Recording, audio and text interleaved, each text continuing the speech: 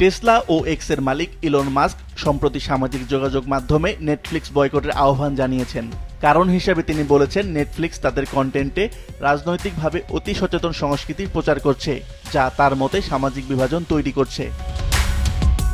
এক্সে দেওয়া এই পোস্টের সাথে যুক্ত করেছেন একটি ব্যঙ্গচিত্র, যেখানে দেখানো হয়েছে নেটফ্লিক্স একটি ট্রোজান হর্স, যার ভেতরে রয়েছে ট্রান্সজেন্ডার ও ওক এজেন্ডা।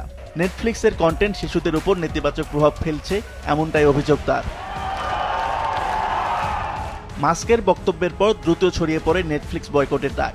ক্যান্সেল নেটফ্লিক্স হ্যাশট্যাগে ভরে যায় ফেসবুক, এক্স, ইনস্টাগ্রাম ও টিকটকের মতো সামাজিক যোগাযোগ মাধ্যমগুলো। শুধু মাস্কের অনুসারী নয়, অনেক সাধারণ ব্যবহারকারীও একে সমর্থন জানিয়ে বলেছেন, নেটফ্লিক্সের কন্টেন্ট এখন অতি রাজনৈতিক, যা তাদের দেখতে আগ্রহ হারিয়েছে।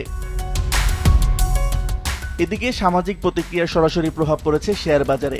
গেল সোমবার যেখানে এর শেয়ারের দাম ছিল $1220 কাছাকাছি, সেখানে শুক্রবার সপ্তাহের শেষ দিনে তা নেমে আসে 1100 ঘরে, যা এপ্রিলের পর সবচেয়ে বড় দরপতন।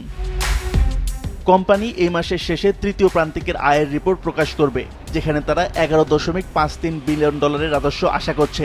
বিশ্লেষকেরা বলছেন, বয়কটের প্রচারণা বাড়লে কোম্পানির বিজ্ঞাপন রাজস্ব ও সাবস্ক্রিপশন প্রবৃদ্ধি স্বল্প মেয়াদে ধাক্কা খেতে পারে। ইলন মাস্কের মতো একজন billionaire, innovative person, politically empowered person যখন এই ধরনের স্টেটমেন্ট দেয়, তখন খুব স্বাভাবিকভাবে মেজরিটি ইনভেস্টররা কিন্তু তাকে একটা ক্রেডিবল সিগন্যাল হিসেবে ধরে নেয় এবং সেটার প্রভাব ওইটা শেয়ার মার্কেটে পড়ে। এটাকে আমরা অথরিটি বায়াসও বলি। কিছু কিছু রিটেল ইনভেস্টর এবং আমরা বলি অ্যালগোরিদম ট্রেডার থাকে, যারা কিন্তু সোশ্যাল মিডিয়ায় যেটা ট্রেন্ড হয় সে ট্রেন্ডের সাথে সাথে বাই সেল মুভমেন্টটা করে। মার্কিন সংবাদ মাধ্যমগুলো জানিয়েছে, নেটফ্লিক্স এখনো আনুষ্ঠানিকভাবে এ বিষয়ে কোনো মন্তব্য করেনি। তবে ওক এজেন্ডার অভিযোগে মাস্কের সমালোচনা নতুন একটি সাংস্কৃতিক যুদ্ধের আভাস দিচ্ছে।